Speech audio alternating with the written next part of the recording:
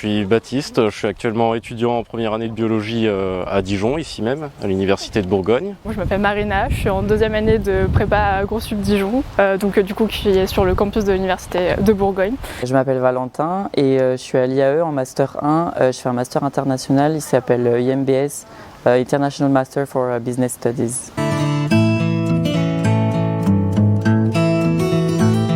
Ce maillage territorial est une véritable richesse parce qu'il permet de démocratiser l'enseignement supérieur et ça permet aux étudiants de toute catégorie sociale d'accéder à des formations de qualité à proximité sans être obligé de se déplacer sur le campus de Dijon. On a eu des cours en hybride, quelques cours à distance et quelques cours en classe, plus de cours en classe qu'en hybride.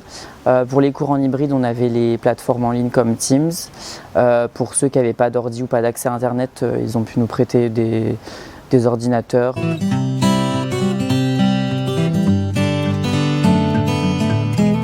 Alors, à l'Université de Bourgogne, nous menons une politique assez incitative pour transformer les maquettes de formation en approche compétences, notamment pour la prochaine offre de formation en 2024.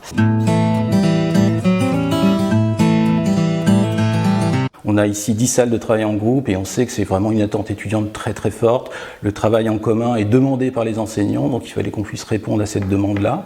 Il y a des difficultés aussi au niveau de l'apprentissage quand on est en distanciel, donc c'est vrai que faire du présentiel maintenant c'est beaucoup plus facile, on peut poser les questions directement, on est dans un contexte de travail plutôt que 10 heures devant un écran en fait. On les a vus également explorer tous les espaces de cette bibliothèque qui proposent des lieux de travail informels, collectifs, individuels. Puis également, progressivement, au fur et à mesure de l'ouverture des services, l'utilisation du studio vidéo, et puis ils assistent également aux formations dans les salles de formation qui sont prévues dans cette bibliothèque.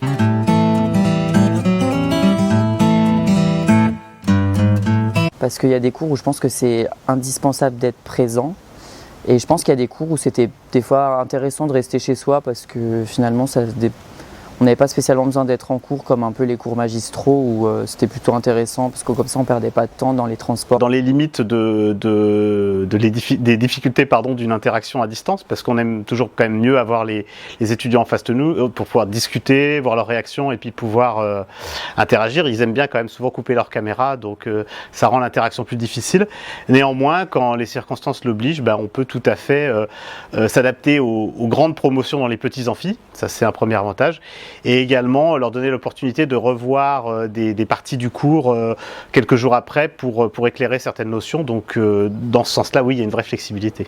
On a vraiment appuyé sur l'accompagnement, on a profité d'être lauréat d'un appel à projet ministériel qui s'appelait accompagnement ou formation numérique des enseignants. Et donc on a appuyé dans ce sens-là, on a recruté une ingénieure et toute l'année on a travaillé ensemble pour créer des tutoriels accompagnés par le biais de formation, monter tout un plan de formation qui a été dispensé toute l'année au Cortex ou même à distance, peu importe. Et donc on a vraiment accentué sur cet effort-là qui me semblait, moi, en tant que vice-président, vraiment, et en tant qu'ingénieur, vraiment essentiel. Parmi ces expérimentations, il était proposé aux enseignants de décloisonner leur enseignement, c'est-à-dire pour un volume horaire donné d'un cours donné, de ne plus faire de distinction entre CM, TD et TP, ce qui permet aux enseignants d'avoir une liberté pédagogique dans l'organisation de l'enseignement et puis éventuellement de passer des cours en mode hybride s'ils le souhaitent ou bien de s'affranchir du cours en amphi classique. C'est vrai qu'il y a certains avantages. Par exemple les CM en distanciel, mine de rien c'est quand même cool parce que des fois on suit tout aussi bien un CM en présentiel qu'en distanciel. Il y en a, ça permet de rester un peu plus souvent chez leurs parents.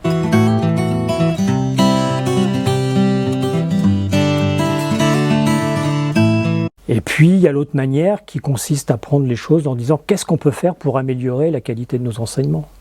Et alors la qualité de nos enseignements, c'est la qualité de la réussite. La qualité des apprentissages, la qualité dans le développement de compétences accessoires, de savoir-faire. Donc je pense que la révolution des technologies et du numérique en particulier peut nous aider à trouver des solutions à toutes ces choses-là. De la souplesse, de la modularité, améliorer la qualité d'apprentissage, faire vivre, se former à tout âge de la vie, en toutes circonstances, au travail, chez soi, pendant qu'on allait de son enfant. Et on avait vu beaucoup d'étudiants qui étaient en demande de plus d'interaction avec les enseignants et surtout une interaction un petit peu plus informelle sous la forme de soutien. Donc avec un petit groupe d'enseignants, on a créé un groupe Facebook, ce qui paraissait à l'époque un peu saugrenu à un certain nombre de collègues et ça a extrêmement bien marché. On a noué des liens très forts avec les étudiants, ça nous a donné une flexibilité incroyable pour pouvoir programmer des enseignements, pour pouvoir mettre à leur disposition du contenu, pour pouvoir les informer à la dernière minute de changements, etc.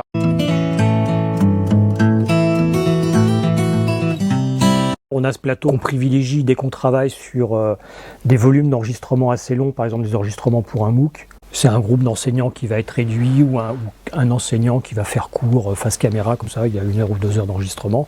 On va privilégier le studio pour être tranquille. Mais la plupart du temps, on aime bien se balader dans les labos, dans les autres salles, chercher des lieux un peu photogéniques, voilà.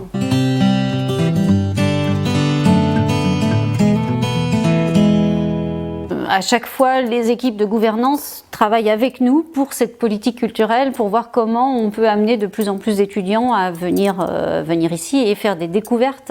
Alors c'est un lieu hybride, du coup on va pouvoir accueillir des artistes nationaux voire internationaux, mais aussi des artistes locaux, donc bourguignons et franc-comtois, et puis aussi des spectacles menés par les assos étudiantes. Je trouve qu'aujourd'hui on propose des choses qui peuvent faire venir des étudiants en chimie, en STAPS, enfin dans tous les domaines. Et c'est ce qui fait la force de cet établissement qui est là depuis 40 ans.